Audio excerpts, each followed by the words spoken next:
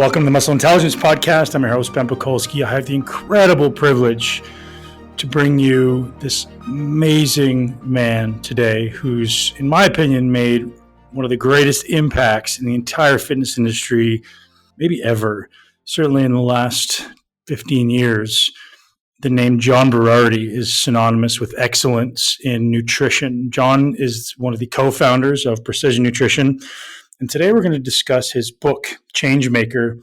And although it seems many people are writing books these days, John's is certainly one of the most impactful that I've come across in a very long time. Every single chapter, every single word is very, very intelligently curated, just as you'll find today in this podcast. John is a wizard with words, extremely focused, extremely well thought out.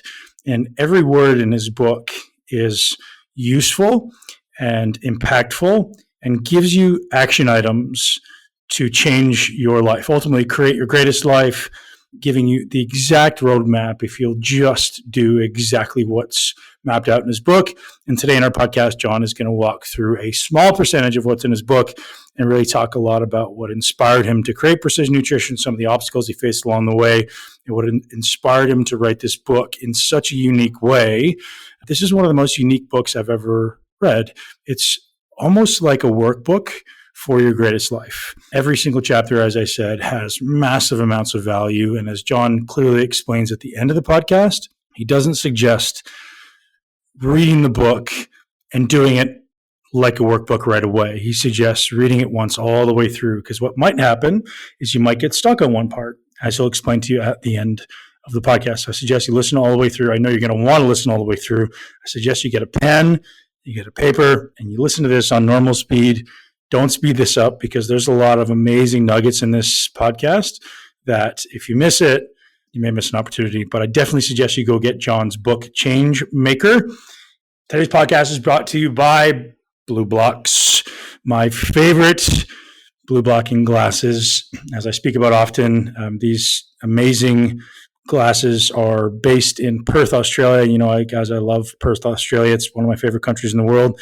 And I was so lucky to connect with Andy Mant and the team at Blue Blocks and literally wear their glasses all the time. If you see me wearing glasses on social media, that's what I'm wearing. And they're absolutely my favorite when I'm sitting in front of a computer like I am right now. When I'm watching television or at a screen late at night, I will inevitably have a pair of blue blockers on, specifically Blue Blocks. And as I've said before, my favorites are Smith and Hudson as far as the design.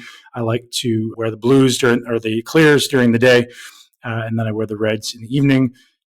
Phenomenal style, phenomenal quality. I think one of the issues with the blue blocking community right now is you can find blue blockers with air quotes for $7 on Amazon, and effectively you're getting, a pair of $2 frames with lenses that do absolutely nothing.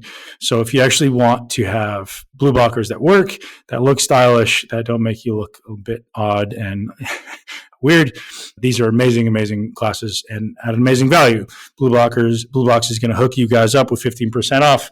If you go to blueblocks.com/muscleintelligence and use the code MUSCLE, you will be hooked up with 15% off. Blue Blocks is spelled BLUBLOX. I highly suggest you guys take advantage of this offer before it disappears. And now on to the podcast with John Berardi. Enjoy.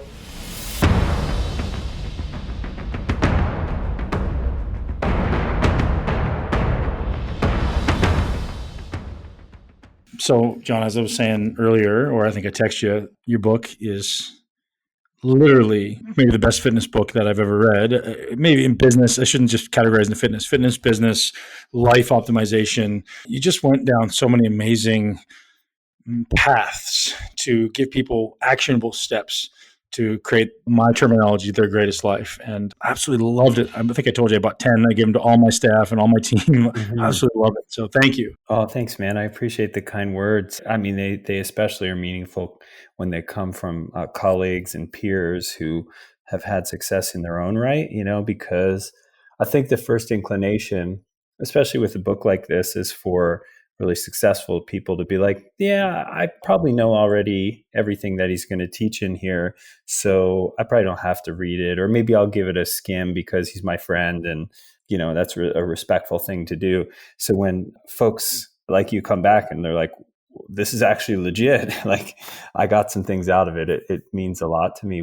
I'm always curious, what landed hardest or the most for you, do you think, from the Relevant to my current scenario in life, the chapter on business for me was so super useful because everything you spoke about was literally the growing pains that I'm going through now. Is you're going from this person who I'm maybe best known for creating content and doing writing and doing videos, and now I'm becoming a manager and I'm becoming a business owner, and then I'm learning how to create systems, and then I'm learning how to be to manage all these teams. And I'm like, man, I'm not really good at some of these things. I know that I'm a terrible manager.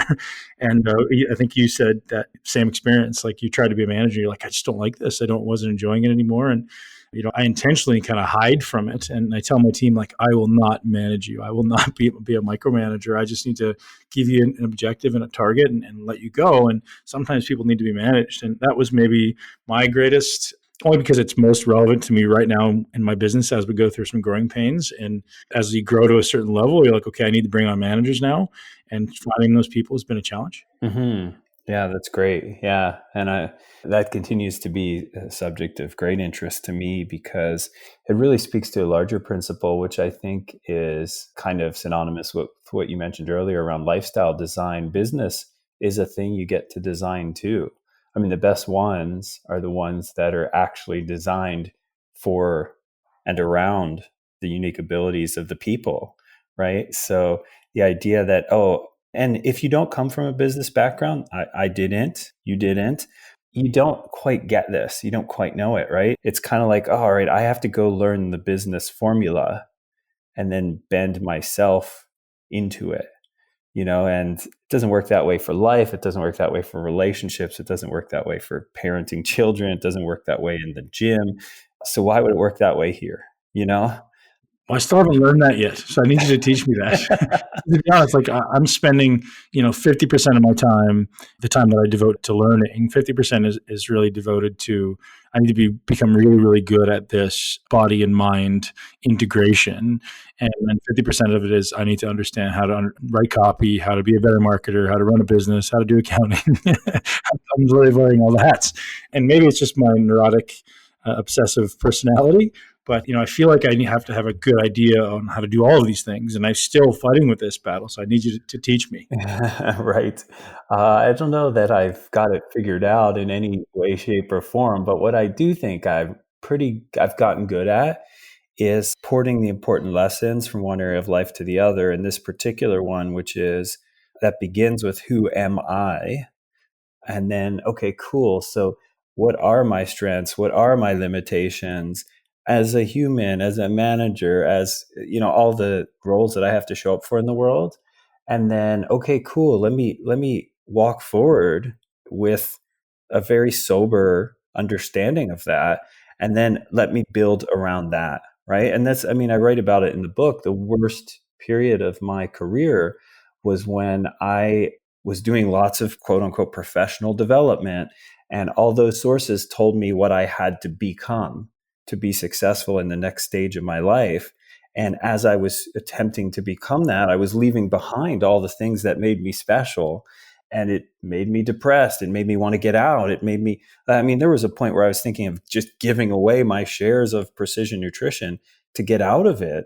I'm happy, really happy now that I didn't at the time, because when we ended up selling the company, I made a lot of money. But, it was really a departure from something that I was lucky enough to discover when I was a late teenager in my early 20s, just a deep sense of self, who I am, what I'm good at, what I'm not good at, what I should be spending my time on, and really staying true to that. And so I don't know, this is the thing I try and teach. And again, in the book, and when I work with people one-on-one, how can I get them closer to a real deep resonant sense of this is who I am.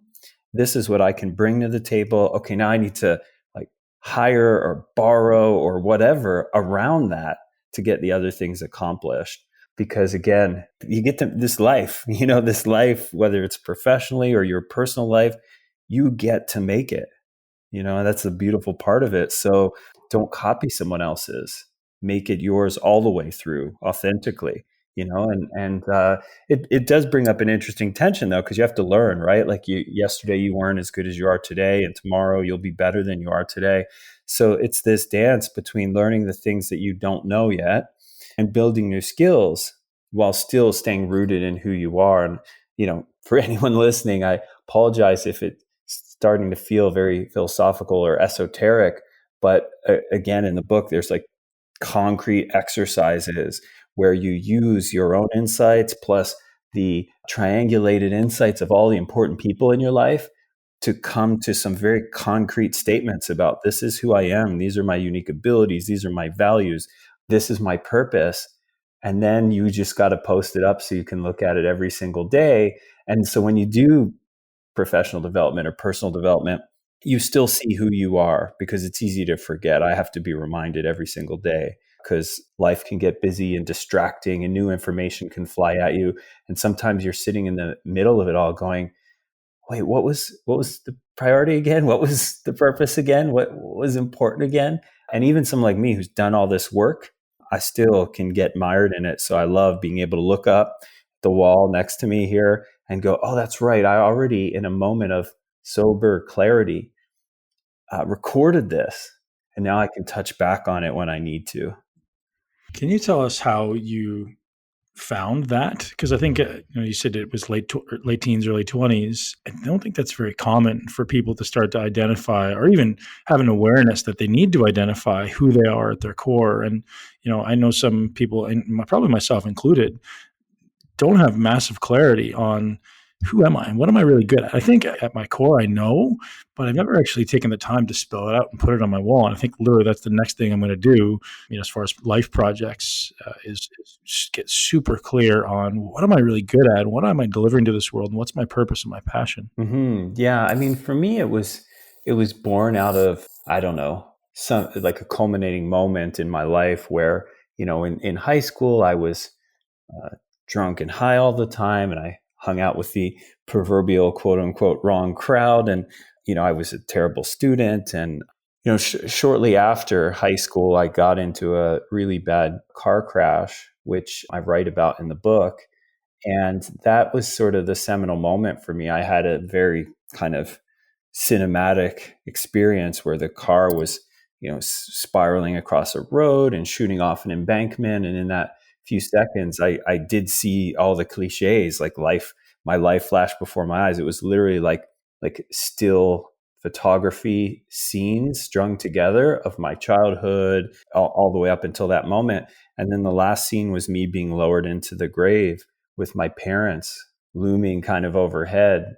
And I just remember the look on their faces even today, even though this was many years ago, just grieving and ashamed, and so really that was the moment where I was like, what am I doing with my life? I need to stop, I need to do something different. And the next kind of 2 years were very, very lonely because in the cinematic telling of this story, this is just the origin story for the great things to come. But when you're actually living it and you decide to stop hanging out with all the people that you hang out with, and you decide to stop using all the things that you use to cope with pain or struggle or trauma or feelings in your life, you were sitting there with no coping mechanisms and no social support. And so that 2 years was a period of very deep discovery for me. I was alone. It's when I first found the gym and I started reading like crazy. It's also when I found a mentor in the gym also who was super smart guy, successful professionally, super well read himself. So he took me under his wing and he was like, hey, listen, you're a smart guy, but you weren't making good choices. Gave me a job at the gym, trained me physically. He was a competitive bodybuilder at a high level. And then every day I would leave the gym, sore and broken from, the heavy bar. And then he'd give me books to read. So he'd be like, come back on Wednesday, we're going to do leg day. And I want you to have read this book. And that's really where I really started to develop this sense of who I am, because there was no one around to distract me from that for a good couple of years. It was just work, like work in the gym, work on my mind, And he made me promise him I would go to university or go to community college to get my grades up to eventually one day go to university. And that was really like, the send off for me. So I mean, again, it was kind of a very interesting period of time where I had a window to do this.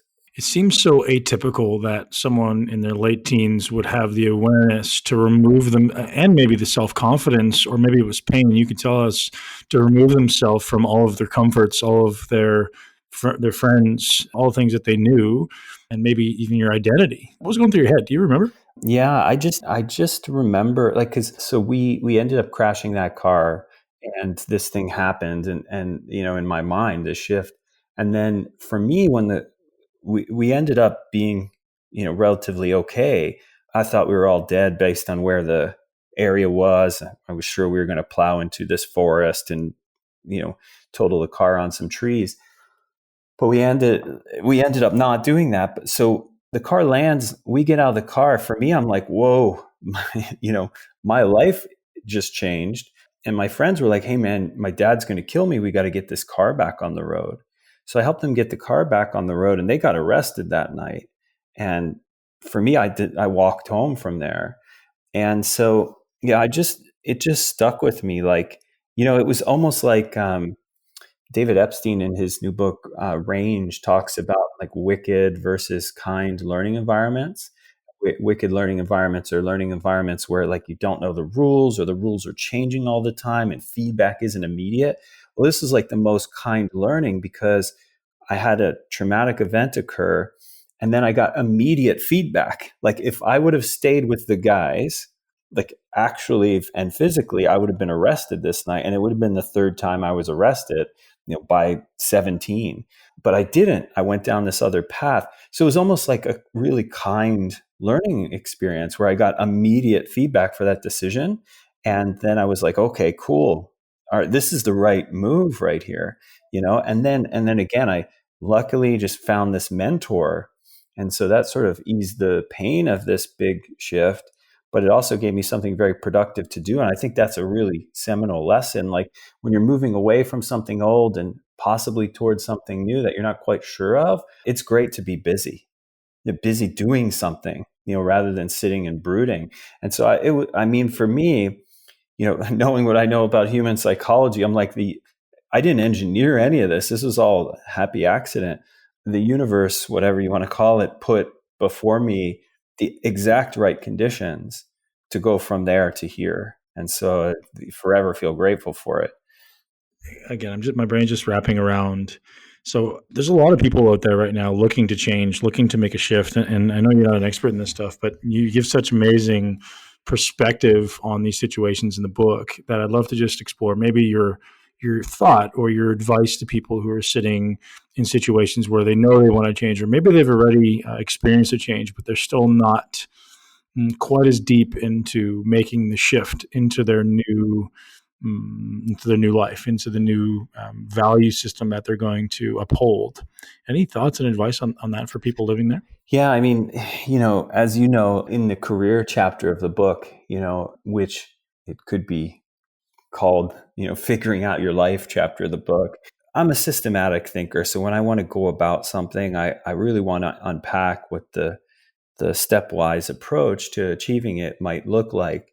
And that's why, again, this actually happened for me, where I found all these things that helped me. And this was like in my precision nutrition career, figure out my origin story, my purpose, my unique abilities. So this story that I just shared was actually the beginning of my origin story. If this was a Marvel comic, it'd probably be quite boring, but the idea, like, what radioactive spider bit me and gave me this superpower that I have now. And it was this car crash. It was then finding this mentor, and this mentor being someone at the gym. I mean, why? I'm a smart guy and I have a PhD and I'm reasonably accomplished. I can figure things out well. I can make good decisions. Like, why did I choose to spend my whole career in fitness then? And the answer is this. This is the origin story. It changed my life. It saved my life. I found a mentor in that physical space.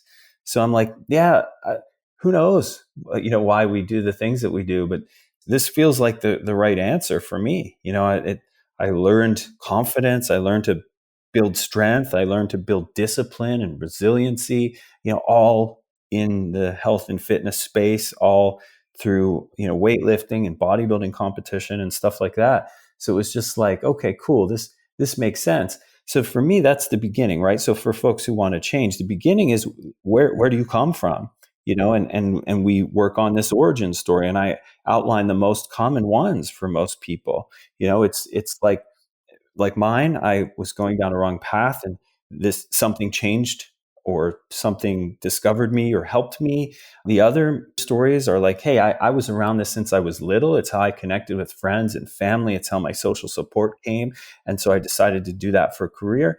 So I help people with some templated ones. But the idea is there's probably more, and you have to discover this for yourself. Where am I coming from? And then next is that sort of enlivens your purpose, right? Like, what am I here to do? And I think getting specific is so critical. As I talk about in the book, saying I'm here to help people is way too vague.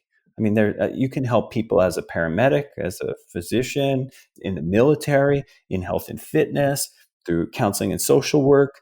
So saying that isn't good enough. It's how are you going to help people? And how will you know that they've been helped? So we have a series of questions that I walk people through, to really figure out your purpose.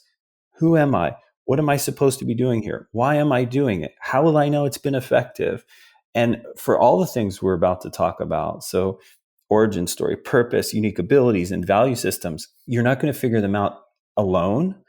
So sitting alone with your notepad in your office is a start, but it's not how you're going to get the clearest answers. The clearest answers come in the interface between you and other people. So you need to ask them these questions as well. So fill them out yourself, and then you ask others, the people closest to you, your work colleagues, your friends, your family, the people who know you best. So we go then from origin story to purpose.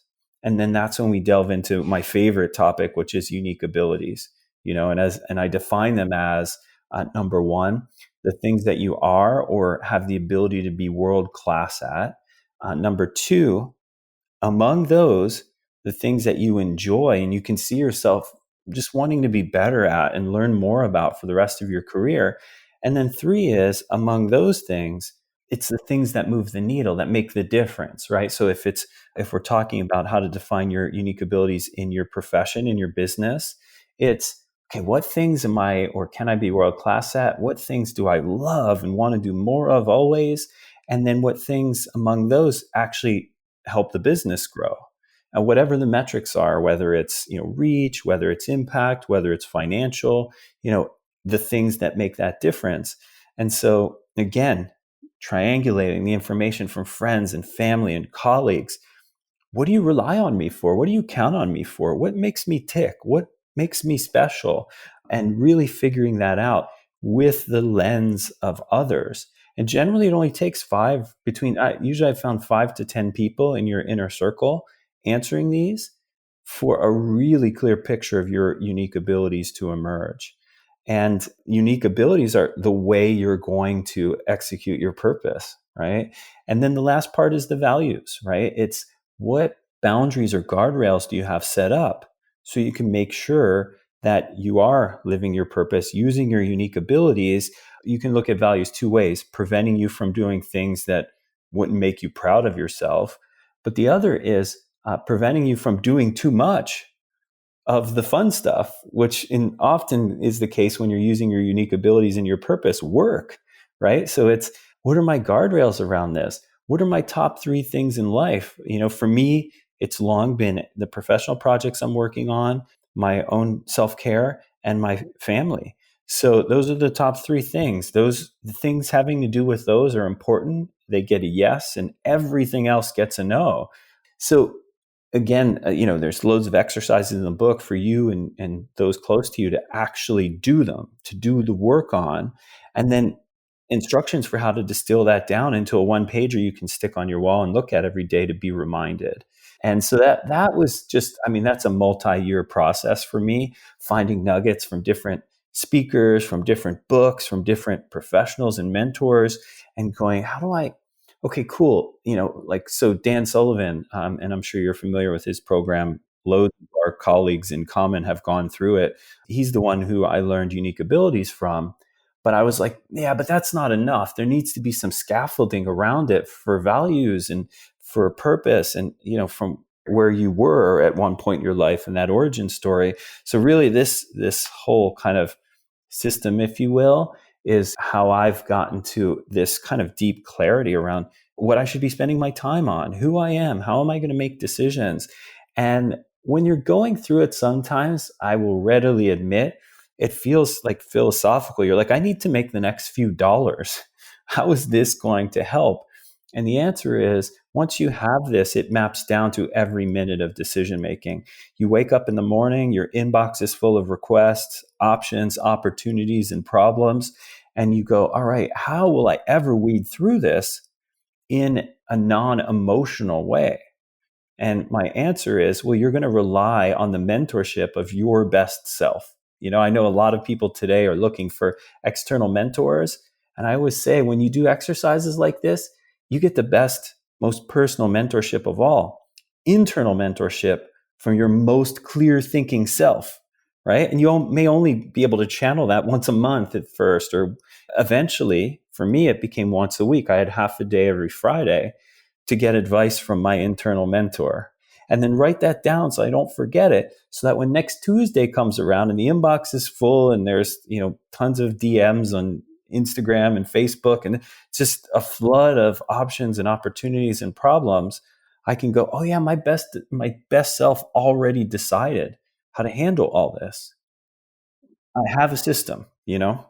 Yeah, there's so much value in this book. I mean, what you just described right there is a brief summary of chapter 2, basically one chapter, the chapter titled Career. And you walk through all of these aspects, the purpose, the unique abilities, the values in detail, not only in theory, but in how to apply them. And I think that in and of itself, if someone spent, a couple hours diving into that, it would be so life-changing. And I think one of the realities of the world we live in now, John, is this distracted world where it's so easy to have so many things pulling us in so many different directions. So for anybody listening who's asking where this applies, like you say, I just want to make my next few dollars. This idea of having a compass, this idea of having an objective, or like knowing, which direction to take, is maybe the most important thing to have to achieve success, right? Because most people are busy seeing, 3 inches in front of their nose because they're so focused on that one thing that's right next, and not seeing the forest for the trees. And this is where most people live. They live this reactive life, seeing 3 feet or 3 inches in front of their nose, and never get the chance to actually capitalize on their greatest essence, on who they are at their core, and what they're, as you described so beautifully in the book, what their values and purpose and abilities are.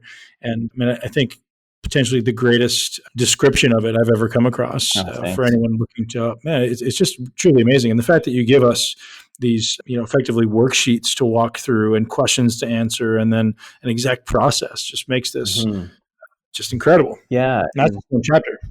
Yeah, thanks, man. And the really, for me, the depth of it really comes in this idea that let's use health and fitness as an example, but it could be any field of entrepreneurship or coaching or whatever. What people end up taking their bearings by is generally what other people are doing, right? So they look around and they see, and it's not even what other people are doing. It's what they think other people are doing based on the emails they send out, the posts they make on social media, and rumors they hear from people who may know them to some degree or not. So what we're actually doing is then we're copying like a poor facsimile of what we think other people are doing. And I can't imagine a worse way to end up in a place of career fulfillment, right? So you're like, I'm not copying I'm not innovating what I think I should be doing. I'm not even copying people who may have the same unique abilities as me. I'm just copying who's getting the most attention, right? So let's say that, despite this glaring weakness of your approach from the beginning, you do a good enough job to copy them well enough to have a successful business. Then you're sitting there at the end of this success without any resonance between who you are and what you achieve, without a lot of pride. Maybe you can look at your bank finance statement every day, and then maybe that'll give you a little shot of bolstering boost of energy because you made the money. But you're going to have to do that every day because there's no deep resonance with who you are and what you should have been doing. So it really even comes down to this. It helps us step out of this thing that just too many people are doing, which is just copying. Who's doing well? Who's had big success? Okay, let me copy them. And you don't have to spend more than 2 minutes on the internet each day to see that happening everywhere. Someone has a great Instagram account, and then everyone just starts aping that. And a great example is, a close friend of mine who's got a great business called me not too long ago and asked me, if I could help coach him on how to create a content machine like Precision Nutrition has. And so for those who don't know, Precision Nutrition is like the world's leader in nutrition coaching and education for health and fitness pros and around food, nutrition, and that sort of a thing. And over the years, we built a content engine, and to the tune of getting 2-3 million visitors to our articles and infographics and animated videos per month. So none of this to brag. It's just arguably we built a great content engine.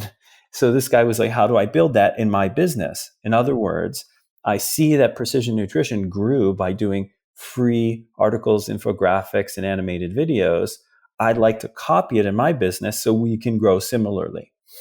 And so I was like, "Hey, man, that was my favorite part of building that business." I was the editor-in-chief of PN for many years and the director of marketing. So content is just my jam. It's what I still love doing more than anything else. So I could teach you how to make a content engine. But here's the problem. When I look at your business and all the people in it, there's no one in there who's doing content already just for fun. I mean, you probably remember, Ben, Muscle Media 2000 when it was a print mag, right? Of course, yes. So, I mean, that was, between that and Flex and Muscle and Fitness, those were the 3 magazines I subscribed to when I was a late teenager. When I was in my late teens and early 20s, I would sit in the desk, on the desk in the bedroom of my parents' house that I lived in, right? And I would write like mock articles for Muscle Media 2000.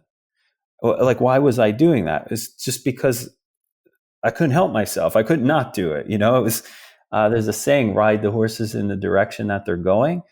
That was the direction they were going for me. I loved writing. I would just write articles that I knew would never get published because I didn't have any skill or authority or expertise. But I was writing articles before anyone would have paid me for them. So it's a natural outcropping of who I am to do content in the way that Precision Nutrition did content. But when I looked at his business, I was like, there's not a single person who wants to sit down and write like this. I can see it. They're doing videos, they're doing podcasting. I'm like, so what you need to do, if you want to hear my thoughts on this, is to find a way to do the things you're already normally doing that you would do for no pay already, to the level that Precision Nutrition was doing. Not the same thing that Precision Nutrition was doing. And again, you can only figure this out by spending some time in origin story, purpose, unique abilities, and values so that you can say, oh, yeah, this is who I am. I'm going to lean way into that and I'm going to make that world class rather than just try and model what someone else naturally does and had the tendency to be world class at already, if that makes sense. Of course, absolutely. And people, like you say, are not looking at their own unique strengths. They're modeling, and it's literally our industry. And you see it now exploding with everyone who's becoming a fitness coach, right? Everyone's teaching people, not necessarily a fitness coach to help people transform, but a business coach trying to help people build online businesses or build training businesses. And just like, how many training businesses have you built? The irony of it, right? Everyone's an expert because they're just modeling everyone else's business. Mm-hmm. Yeah, and Ray Dalio has this great quote, and I don't know if you know the story, but the book Principles, which was just a huge phenomenon, I think it was 2018 Amazon's Book of the Year. And, yeah, amazing. For those who don't know Ray's a billionaire hedge fund manager. Many people have called him the most successful investor hedge fund guy of all time. And he's actually a really close personal friend of Phil's. And the way that that book actually happened was Phil and I had discovered Ray's earliest version of Principles, which was a PDF that he had written unedited as like a company manifesto. It was just shared on the Bridgewater website as a PDF for staff. And when Phil and I read it, we're like, man, this guy's smart. He understands how to make peace with reality and make decisions, and what a clear thinker. So Phil made it his personal mission, because we're good at content at PN, to turn it into a book. And he basically got the PDF, had it edited by professional editors, hired one of the best book designers in the world, and he made 2 copies. He made one for himself and he made one for Ray. And he sent it to, after months of trying to figure out a pathway to, Ray, who's obviously and necessarily difficult to get a hold of, he got the book to him. And then shortly thereafter, Ray called him, and Phil and his wife were in Italy. And Ray was like, I love what you did with this book. I need to meet you. So he sent a private jet to Rome to pick up Phil and Nat, flew them back to Connecticut. And he said, I want to do this. I want to make a book out of this, like what you did. So Phil was actually a key player in helping create that book. So this is not me name dropping, Ray, but just to say, hey, we have this relationship through this interesting process that happened. And anyway, Ray talks about this, and this is one of the most valuable things I've taken from him, this concept of believability. So we have to apply it every day of our lives, but it particularly works in this scenario you just brought up. So someone proposing to coach you on business, okay? So the first question is this person believable? How will I know? And believability, according to Ray, is the idea that, number one, this person has done the thing you want to do successfully already. So this is just the first hurdle. If they haven't, then they're not believable.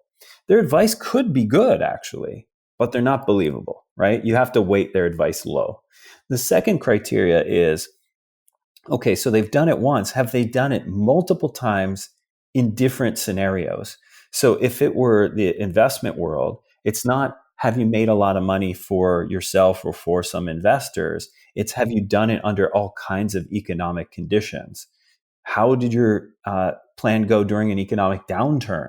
How did it go when things were cruising and doing well? How did it go when securities versus equities had different ratios? So the idea is, under different conditions, have you done it successfully? And then the third thing, and this is the personalization piece, it's, does it make sense? Not only do you intellectually get it, because if you don't, then the system is completely irrelevant for you. If you don't get it, then you'll never be able to apply it. But also, does it make sense for you, like who you are, the business that you want to have? So this is just a thing that when I learned it from Ray, I'm like, oh gosh, this is gold. Like, I'm going to apply it to everything moving forward. It's not, does that person have a strong force of will that makes me believe them? It's not, do they have a bunch of great testimonials? It's, have they done this themselves? Have they done it repeatedly under different conditions? And does it make sense? And so it's a criteria we need to use when evaluating expertise that we want to bring into our business or into our lives. But it's also a criterion that people should use before they hang up a shingle and start selling. Am I believable in the first place? Yeah, sometimes people are creating this false reality with like, hey, this is who I want to become. And rather than, starting a business first and creating a successful business for myself, I'm just going to skip over that part and become an expert teaching other people because I think it can make me more money. But inevitably, it's going to fail. Inevitably, you're going to have people who are very unhappy with the result because, as you explain so perfectly in this book, business never goes the way it's supposed to go. It's never something that you can just read in a book.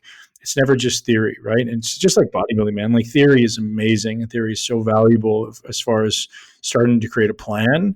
But it's this idea of everyone's got a plan until they get punched in the face, and that's business, man. Just like in building your greatest body, theory is amazing, but what happens when the rubber meets the road is everything. Yeah.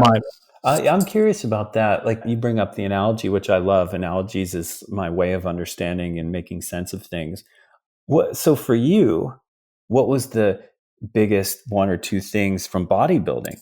So I thought I was going to do X, And then reality taught me why I had to do Y instead.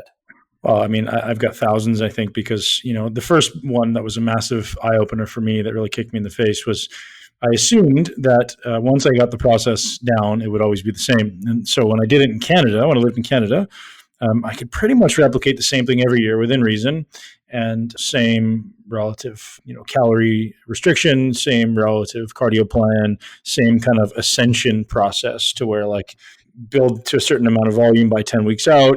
At 10 weeks out, you start dropping calories a little bit, you start increasing cardio a little bit. By the time you're 4 weeks out, you're basically in shape and you're ready to go. And I replicated that 6 to 8 times in Canada, and then moved to the US. I was like, I'm going to do it again. Body responded completely differently. And like, okay, now you got to learn. I'm doing the exact same thing that I've always done, and everything's changing, and nothing's doing the same, responding the same way. So you have to learn to think on the fly, and you go, okay, what's happening here? Why is this different? What's going on with my body? What's going on with my life? What's going on with my mind? That's different. That was one example. Massive example. 1 year some foods worked really, really well. Next year it's completely different, and that's a simple example. Or 1 year a small amount of cardio and I get absolutely shredded, and the next year it takes 2 hours of cardio and I'm barely getting in shape.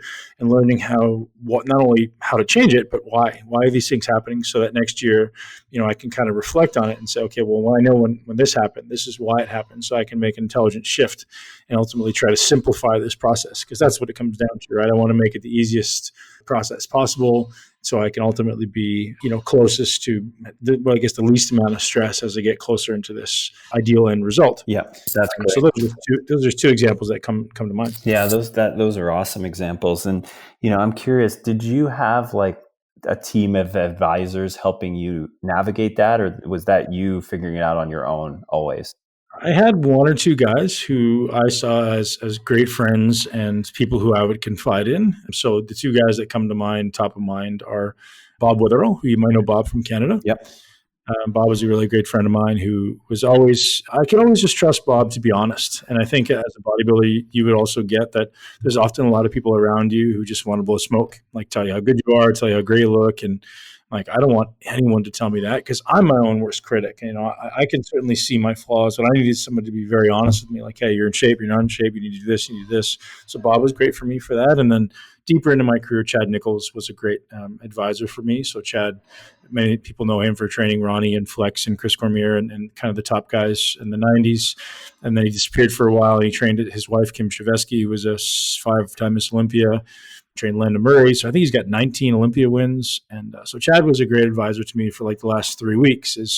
I trusted him to have a world-class eye, ultimately, right? A world-class standard when I'm getting in shape. Like, hey, dude, you're not there, you need to do this. Or, hey, man, like you're ready, you're on point. And when he said you're on point, your confidence soared. And I think that was important for me. Yeah, that's great. And speaking of believability, right? There's a good example of someone with high believability, right? But nevertheless, I mean, as a fan of bodybuilding and, someone who never even came close to your level, but did compete nationally, I remember when people would criticize even his advice, and again, just having this believability framework has been so useful to be like, oh, wait, okay, cool. And not the most believable people aren't always right, but what you need is a few of them. And then you have to wait. And, and Ray talks about this also, believability weighting of opinions. Go get opinions from trusted resources. Sometimes multiple ones can be really helpful, but then believability weight their advice, right? And then that helps you make the best decisions. And that extends to business as well, right? Like, Phil and I did a pretty good job with growing precision nutrition, but all along the way, we had folks who were advising and helping us do exactly what you're talking about. Hey, I thought this was going to work great. It didn't work at all. Okay, we need to change the plan. I mean, we can keep doing what wasn't working, but then that's not a recipe for success here, and that's what we're after. So, okay, iterate. Yeah, the ironic parallels between business and bodybuilding are vast, I think, because in bodybuilding, it seems business is the same. Everyone's got an opinion. Everyone thinks their answer's right, and everyone's, usually takes it personally if you don't use their way or if you don't follow it exactly. And that's just the reality in bodybuilding. I think very few people actually have an idea of what they're doing. It's always just like, you'll get this. It's like, hey, man, you need to eat cheesecake the day before a show. Why? Well, because Flex Wheeler used to do it and it worked for him. So you should do it too. And you're like, oh, okay. And I'm sure it's the same in business. Hey, you should build a content machine Yeah, because totally. Precision Attention did it and it worked for them. So you should do it too. And you're like, but I'm not the same. And I'm not trying to, my body's different and my business is different. And I think the ability to think through this is what's missing both in fitness and in business. Is most people don't take the time, they won't take the time to read your book and do all these action steps so that they know who they are, they know their purpose, they know their values, and they can go, oh, that doesn't suit my values, I'm not going to do that. Do you know the story about grandma cutting her Thanksgiving turkey in half? No. Okay, so there's an old parable about, a family preparing for Thanksgiving, and the daughter of the family asked mom, like, hey, mom, every year at Thanksgiving, you cut the turkey in half and put it in the oven that way. And she's like, why do we do it that way? And the mom's like, oh, because that makes the best Thanksgiving turkey. It's a recipe handed down through generations in my family, and it's a really unique, special hack, right? And she's like, well, who'd you learn it from? Well, I learned it from, my mom. So she goes to her grandma and asks her, and her grandma says the same story. And she's like, who'd you learn that from? She's like, well, my mom. So she goes to her great grandma and she asks her grandma, why'd she start cooking the turkey that way? And she's like, oh, because when I first started doing Thanksgiving turkeys, I had a really small oven. We didn't have much money and we couldn't fit a whole bird in there. So we just had to cut it in half. So that's why they were doing the Thanksgiving turkey. So people were stuffing the turkey nowadays in a huge oven with loads of space and still cutting it in half. So you have to be careful not to be that family, like inheriting the old traditions just because we always did it that way. So it's really important to get to the heart of that. Is it, Flex Wheeler? Maybe Flex just loved cheesecake. That was it. Maybe his coach said, well, you need to eat sweet potato. And he's like, nah, man, forget that. I'm going to eat cheesecake instead. Right. And so it wasn't the best option at the time. And now we're doing it every year just because we saw one successful person do it. It's a great metaphor for figuring out decision making for everything. Yeah, John, one of my favorite parts of the book was you getting into one of the best examples that really shifted your perspective on clients. So you said you had one particular client who had an amazing transformation, and you asked if she was satisfied with the experience, and her answer was, no, I'm not satisfied. So you reached out, you had the foresight to reach out and ask, like, hey, what was it that we weren't doing to your expectations? And she had a very unique response. I'd love for you to tell us about that, because this idea of, most people having no idea what clients actually want. Most people just think, hey, they want a transformation. If I lose 10 pounds, it's a win. But in reality, going deeper on that, and most people want, as you explained so eloquently in the book, maybe some very, very different things. Yeah, totally. I remember this. What happened was this woman was posting all over socials. Someone had asked, would you recommend Precision Nutrition? And she was like, adamantly, no, I wouldn't. And so I was like, oh, wow, she must have had a terrible experience coaching with us. So I went and looked her up, and I was like, wait a second, this woman in a year of coaching with us lost 50 pounds. And we track everything from nutrition and fitness knowledge, pre and post coaching, to resiliency and a host of psychological markers, and, to a host of physiological markers. And everything improved. Like everything was banner improvement. Like if she would have been someone who said, yeah, please use me as a testimonial, she would have been our golden child testimonial, right?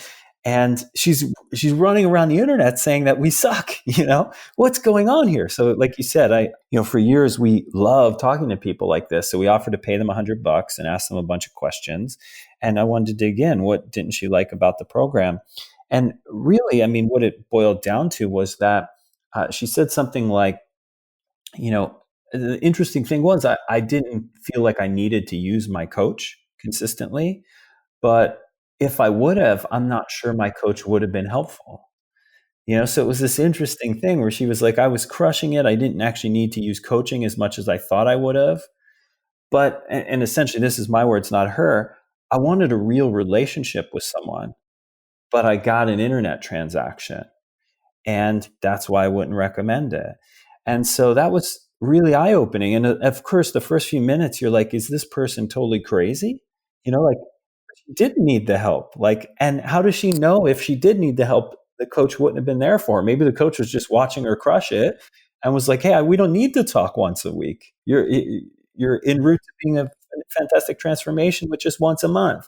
But it really highlighted this thing. And it's one of the things that tripped me and the organization off to a process we started using called jobs to be done, which comes out of Harvard Business School. Clay Christensen is the guy who sort of popularized it. The idea being that people are always hiring products and services for a particular job in their lives, and they're firing those products and services for not doing the job adequately. And if you are selling those products and services, you have to know what the job is. In this case, lots of people were coming to us not to lose 50 pounds, but to lose 50 pounds and have a personal relationship with someone that they feel like is in their corner, that's supporting them, that's available, that cares about their progress. So in the early days, we maybe were doing a good job of the former, helping people lose weight and improve their blood markers, but not the latter. And so that really triggered a whole overhaul of our coaching software tools so that we could embed both, results, like the demonstrable, measurable ones, as well as relationship building things. And this was many moons ago, but there used to be an app that you could layer into your software that allowed you at a glance to see key variables. And then we eventually built this ourselves, the platform ourselves. But like, for example, imagine you have 100 clients and one of them just emails you randomly and you pride yourself on getting back quickly. And they're talking about struggling getting enough protein. And you're like, oh, we'll just eat more chicken, And you've forgotten that this client is a plant-based eater and doesn't eat animal foods. Well, you just ruined that relationship. But with this tool, we were able to actually see what foods they prefer, their children and their pets' names, like really personal touches at a glance. So every time this person would email you, you would see these key things so you could answer from an informed place, right? You could ask them about their kids and you wouldn't say their kids' names wrong because it was built right in. So it was these kind of little touches that, and it came from this. And again, in the book, I teach exactly how to do this kind of client research. But this jobs to be done process, like what are people actually hiring us for? And there's a bunch of different jobs they're hiring us for. Men may be different from women. Men in their 40s and 50s may be different from men in their 20s and 30s. So knowing the jobs and then tailoring the product and the marketing to those jobs, right? So this is what people actually want. They will say we've done a good job if we do that job for them. And they'll say we've done a bad job. And again, I think, whether it's years of being exposed to magazines, whether it's talking to clients and clients don't actually know what their deep reasons are. And maybe it's just the things that we as fitness coaches are interested in, which is like measurable, demonstrable, before and after testimonial style change. We've just become blinded to the real deep reasons that people want transformation for. And, the real human things, the human needs level type things. And they're not that difficult to deliver, but when you have a process for figuring out what they are, then you can deliver them. And it changes everything. Like when we learned jobs to be done and we did interviews and we started applying it, our business grew 50% in a single year and we didn't really change much else. It was just this deep resonance that our work achieved with what people actually wanted to buy. And then even more importantly, we delivered it. So that then they went and told everyone, rather than this woman going out all over the internet saying, oh, I can't recommend this thing. People were going out and very proactively recommending it, So it really was a game changer. And again, it really comes down to deep understanding of the job that people are hiring you to do. And the only way you get that is the same way you figure out your unique abilities, your values, your purpose. You have to ask people and you have to ask them very specific questions to get at these things. I think this ties in beautifully with what we just finished talking about is this reality that many, many coaches and trainers out there don't actually care about the client. And I can hear in your voice and the choice of words, like the sincere desire to help. And I think that's a necessary prerequisite for anyone who wants to be a coach or a trainer or someone who's helping somebody transform their life. And the reality is there's probably 75%, and that's obviously a guess and very subjective, but a large percentage of the population of trainers, both in person and online, don't train people because they actually care about it and they want to help people. They train it because it's easy and it's an easy way to make money. or this, they think it's easy, and they don't necessarily have that passion toward getting change. So they never ask the necessary questions. They never, I call it just having your finger on the pulse, right?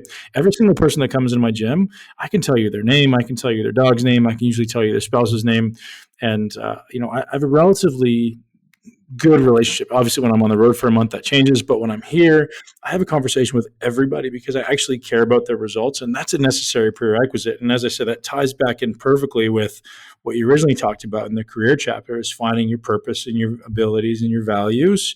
Because if you don't value this stuff, you're in the wrong business. Mm-hmm. Yeah, I had a really great chat with a guy. His name's Stuart McMillan, and he runs a company called Altus down here in Arizona. And Altus is really the premier track and field training place in the world. And Stu has trained a who's who list of Olympian sprinters and bobsledders. He's really a legend in the speed game. And he recently read through Changemaker, and he just commented how he's like, dude, before I read your book, I used to think we did different things. He's like, oh, JB does nutrition, and he started in elite athletes, but he went general pop. And I'm really still in the elite athlete preparation world.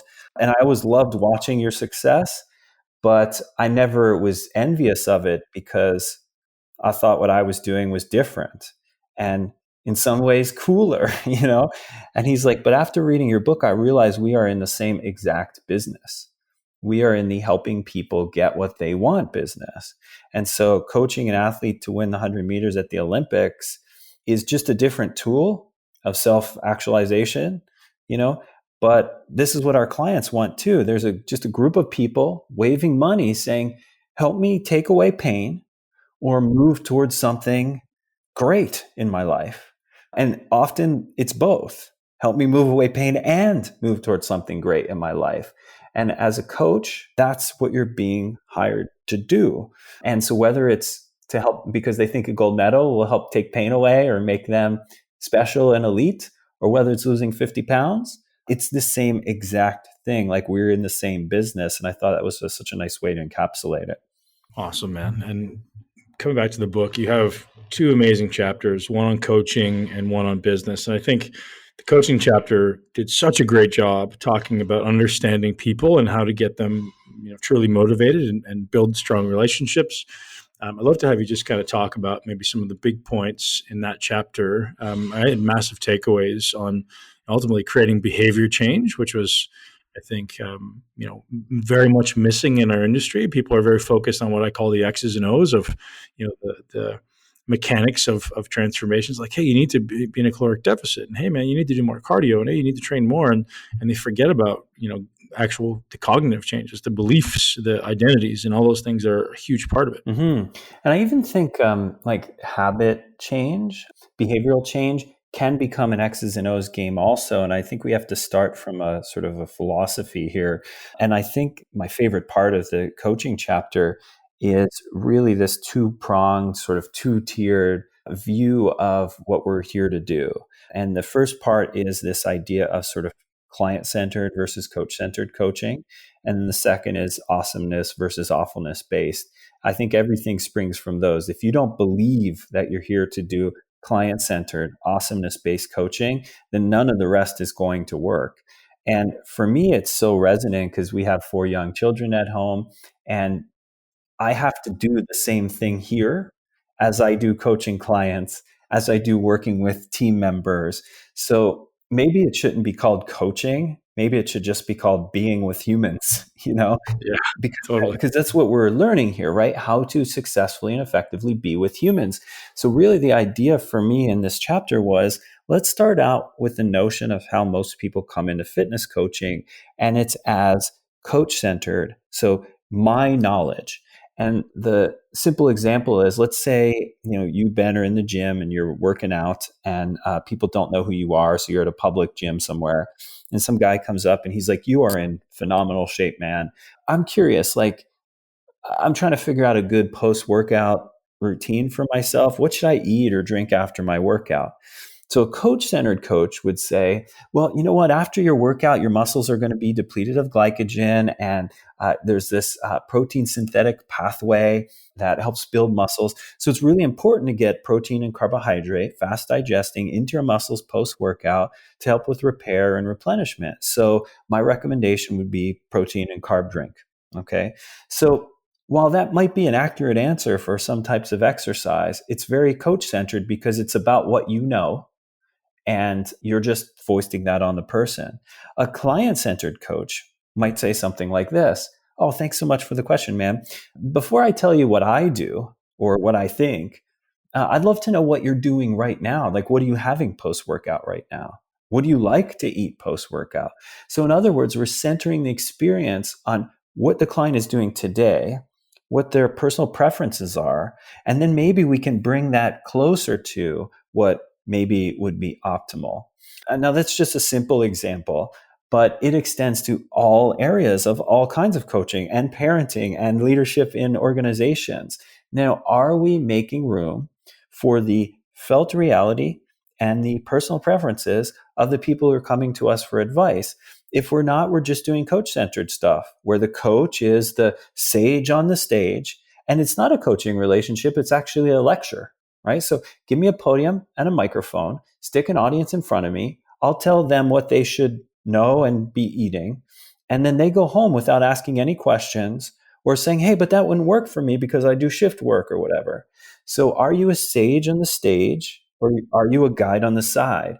And so that's what we're hoping to make the coaches of the industry.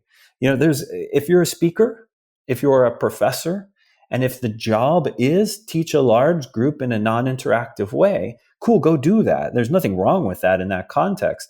But coaches aren't supposed to do that. That's not coaching.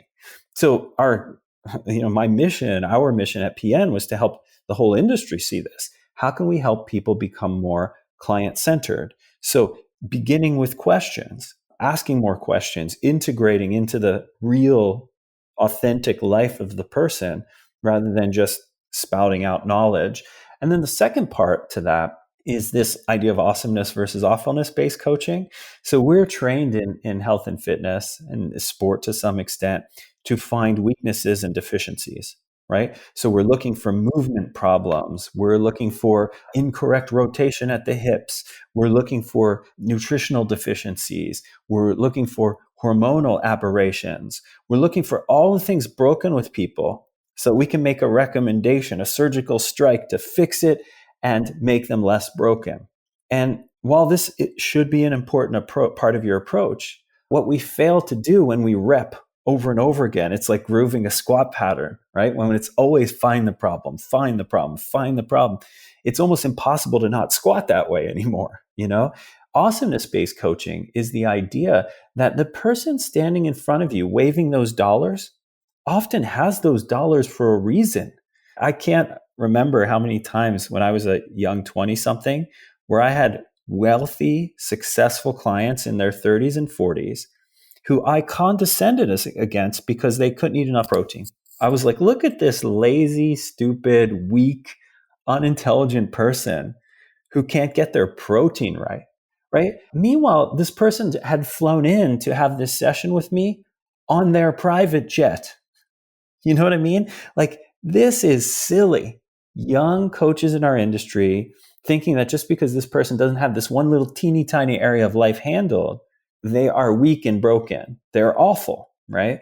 Awesomeness-based coaching says, hey, maybe they're not doing a good job with their food and their movement, but where in their life are they doing a great job? Like, how did they get that private jet, Or how do they have such rich personal relationships? Or where are they deeply organized in their lives? And how can we use those skills and apply them to fitness and nutrition, using analogies to teach, using scheduling to make it so? So this is awesomeness-based coaching. Sure, you can find out if their hips twist the wrong way or rotate the wrong way, but also find out where they're crushing their life, where they're doing so well, and figure out how to use those skills here. Help them see the path from there to here. And that's awesomeness-based coaching. So really, there's lots of strategies and there's dialogue tips in the book, But it all begins with a worldview, really, which is the client the center or am I? Am I looking for their awesomeness or am I just pointing out their awfulness? And if you can become the kind of coach who starts with client centered, awesomeness based, the rest becomes intuitive. You kind of know the tactics when you start with the right view of the situation. Yeah, you do a great job describing goal setting as well, because I think most people get that process relatively wrong. Can you give us a little insight into that? Yeah. So, I mean, we've spent a lot of time at PN really figuring out this idea of, goals aren't things you can do. It's an aspirational outcome that you want. So, how do you get to a goal? Well, first of all, we don't necessarily set outcome goals. Like we can write down what you want the outcome to be, but then we look at behavior goals. Like what are the behaviors? Those are going to be your goals. Work out 4 times this week. That's the goal right there. It's not lose 20 pounds. And then we talk about mastery goals. So what parts of the process will we master? And again, this isn't foisting it on the clients.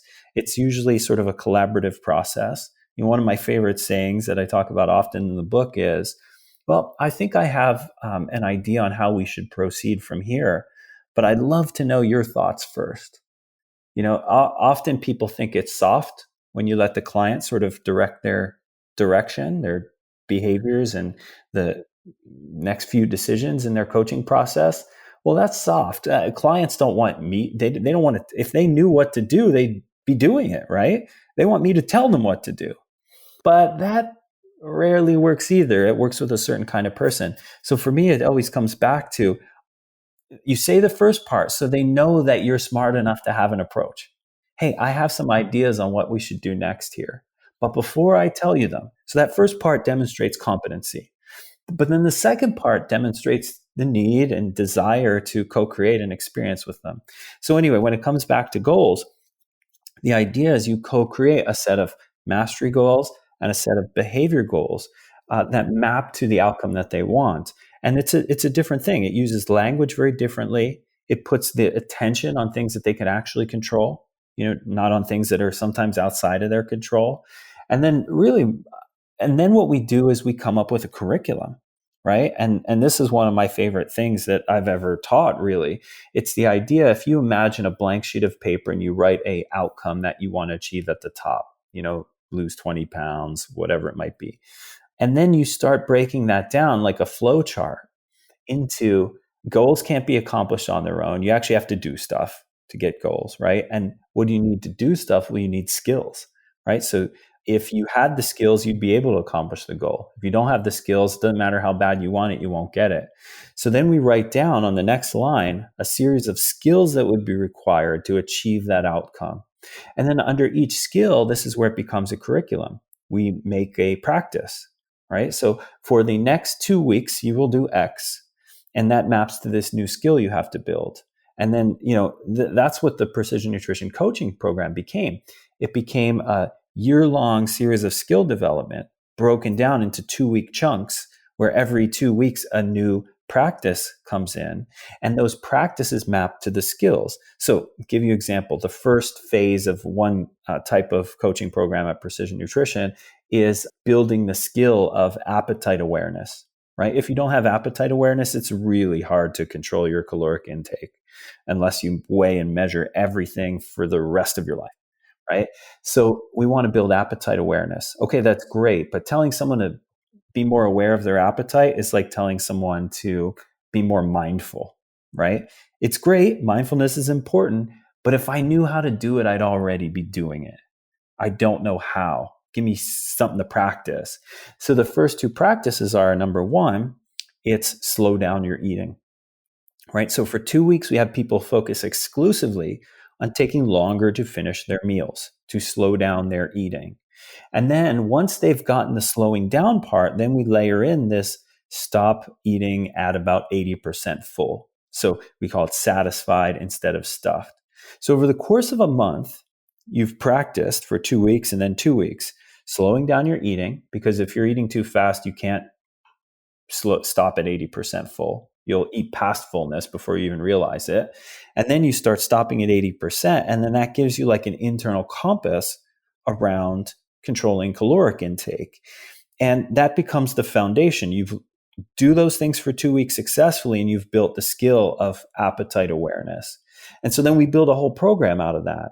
Now, I do that for every aspect of my life. Every time I need to achieve or accomplish something, I sit down with someone who has expertise and I build out this flow chart. What are the skills I'm going to need to achieve my goal? What are the practices that I'm going to have to do? And now I have a curriculum. I can build a 3-month, 6-month, 12-month curriculum for myself. And so this is how I think about tackling any big problem. And it's one of the best ways I've seen of doing it. It gives me a sense of control, but it also gives me a deep understanding of what it's going to take at each stage of the journey. And a real felt understanding that you don't just get lucky to achieve goals. You actually have to become a new person through the acquisition and accumulation of new skills. Okay, I can get that. I can unpack that. I can work with that. Do you have any thoughts on getting deeper on someone with their goals? An example being, hey, John, I want to lose 20 pounds of fat, but in reality, it's not what I want. Maybe it's, I want to be happy. Maybe it's, I want to create a stronger relationship. Is it just in having some predetermined process, or is it, some specific cues you're looking for or questions you're asking? I know you get a lot of this stuff in the book, but I'd love for you to unpack it a little bit. Yeah, well, I mean, you're familiar with Toyota's 5 whys, and for those unfamiliar, it's become like a bit of a business parable where, at Toyota manufacturing facilities, they, instead of being like, oh, there's a problem on the line or there's a problem in our business, it would be like, okay, cool, articulate the problem. Okay, well, why is that happening? Okay, cool. So you get a level 1 answer, right? And then you ask why again. Yeah, but why did that happen? That's a level 2 answer. And you ask 5 times, and usually it takes around 5 times, or it could be 7, or it could be 3. There's nothing magical about the number 5 here.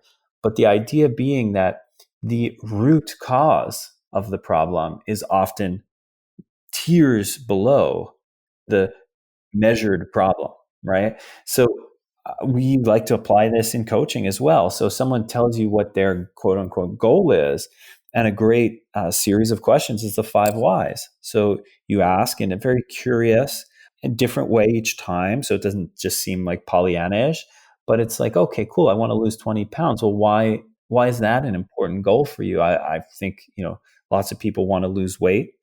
What makes that a personal goal for you? Well, I don't know. I mean, maybe if I lose 20 pounds, like I'll feel lighter, like I did when I was younger, and I'll be able to do stuff physically. Oh, that's cool. That makes a lot of sense to me. Why is that important to you though? Like, why do you want to be able to do stuff physically? I mean, I get that, it's a thing that's really important in my life, but it doesn't seem like something that has been important in your life for a really long time. Why do you want to do that now?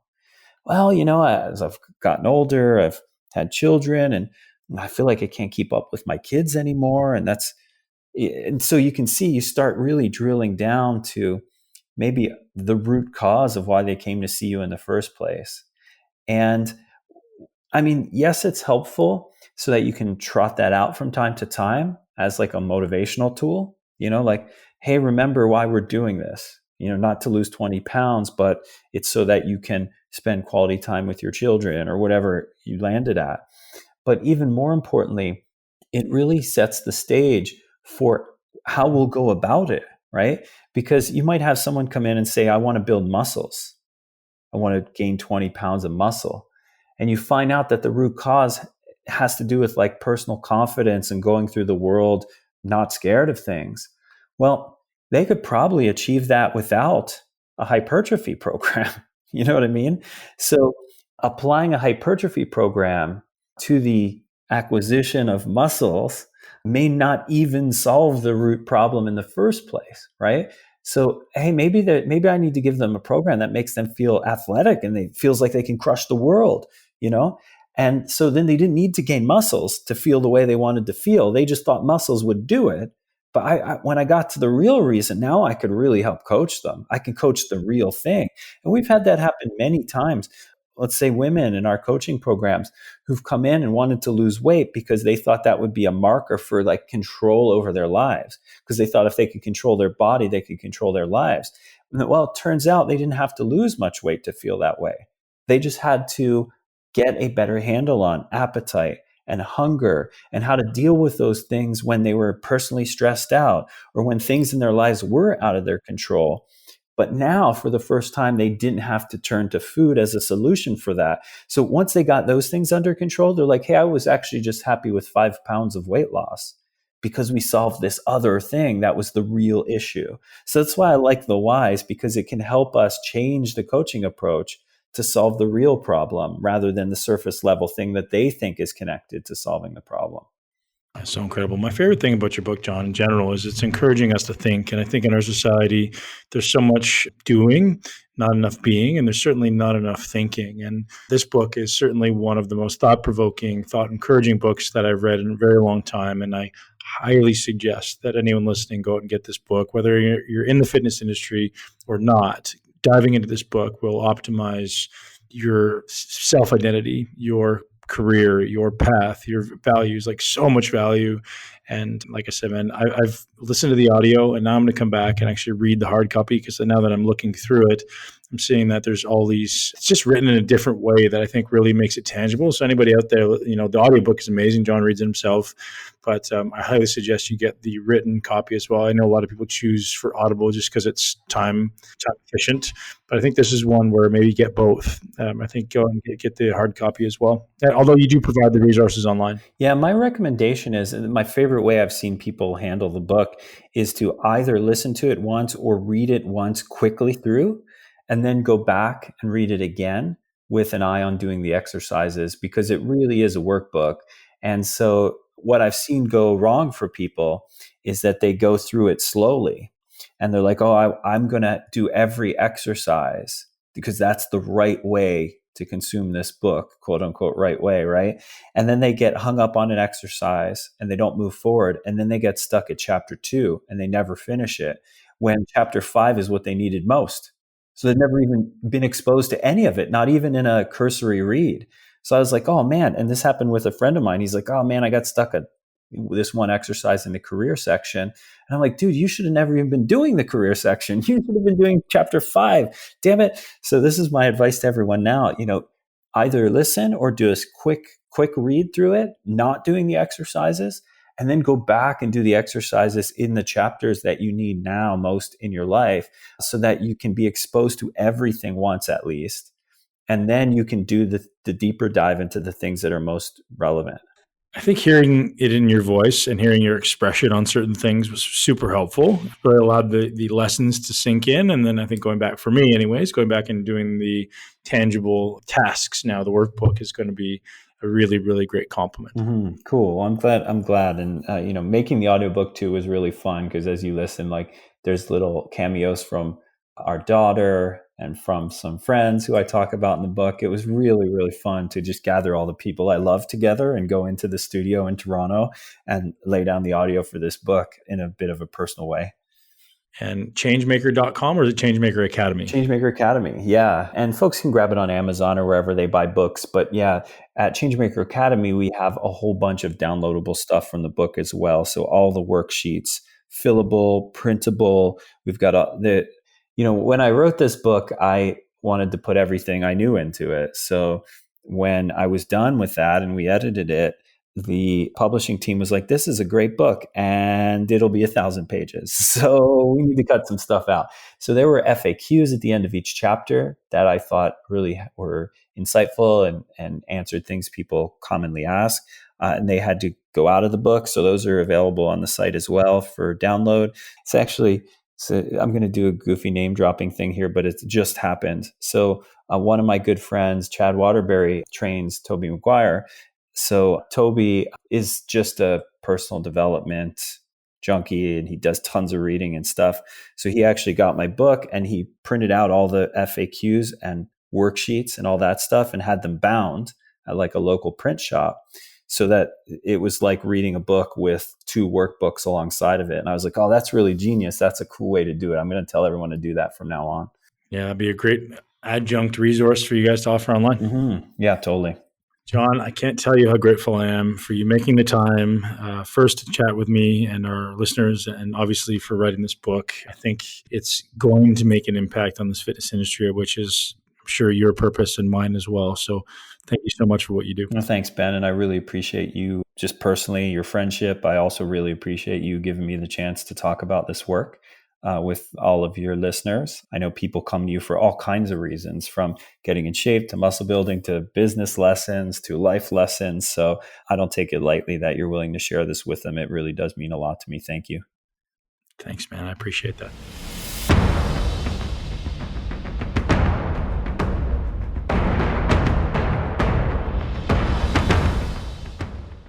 That's a wrap, ladies and gents. Thank you so much for tuning into the Muscle Intelligence Podcast, where we frame this podcast around living your greatest life in the body you love. And we talk about the 6 pillars of a lean, healthy, and muscular physique. And one of the big pillars that I don't go into all that often is your environment. And your environment is inclusive of light and air and sound and EMF and people. And John today on this podcast talked a lot about people and a lot about the people you surround yourself with, both in business and in your personal life, and how you can begin to curate that and how you can begin to allow that to impact your life both in a positive way and a negative way. And John's amazing book, Change Maker, goes into chapters on how to create an opportunity for yourself. People in this fitness industry think that it's a red ocean, and ultimately often is, meaning everyone's kind of chasing after the same thing. And learning to create your own opportunities is valuable. John talks about career, clients, coaching, business, reputation, education, and so many things that are imperative to allowing you to thrive, live your greatest life, and ultimately live your dharma, as I will say your dharma, as John will say maybe your purpose. And I think both the same thing, ultimately. Thank you so much to John Berardi. I highly suggest, I couldn't give it a more high recommendation. Just go out and get Changemaker, read this book cover to cover. As I said during the podcast, the way I read it, I listened to the audiobook, and just because it's John giving you his stories, his metaphors, and his energy, it's a great listen. And then going back and reading through the book as a hard copy would be the way I suggest doing it. If you do it, I would love to discuss with you. Jump into the Facebook group, the Muscle Intelligence Facebook group, and let me know what you thought. I'd love to create a discussion board there where we can discuss all of the books that are recommended on the show and all the ones that I read and I recommend on social. So if you're not already a member of the Muscle Intelligence Facebook community, go ahead and jump in there. And we discuss everything from training to nutrition to mindset optimization, really anything. Nothing's really off the table as far as optimizing body, mind, and life. Today's podcast, again, is brought to you guys by Blue Blocks. So head over to blueblocks.com/muscle intelligence. Use the code MUSCLE, and you get 15% off. Thank you very much to Blue Blocks, and thank you very much to you for being here, giving me your time, your ear, and truly, truly grateful for what I do and be able to interview amazing gentlemen like John Berardi. Have an amazing day. Live your greatest life in a body that you absolutely love. Thank you so much for tuning into Muscle Intelligence. If you enjoyed today's episode, please be sure to share it with at least one person you know. Make sure you're subscribed so you never miss an episode. This podcast is for information purposes only. The statements and views on this podcast are not medical advice. This podcast, including Ben Pekulski and the producers, disclaim responsibility for any possible adverse effects from the use of information contained herein. Opinions of guests are their own, and this podcast does not endorse or accept responsibility for statements made by guests. This podcast does not make any representations or warranties about guest qualifications or credibility. This podcast may contain paid endorsements or advertisements for products or services. Individuals on this podcast may have a direct or indirect financial interest in products or services referred to herein. If you think you have a medical problem, consult a licensed physician.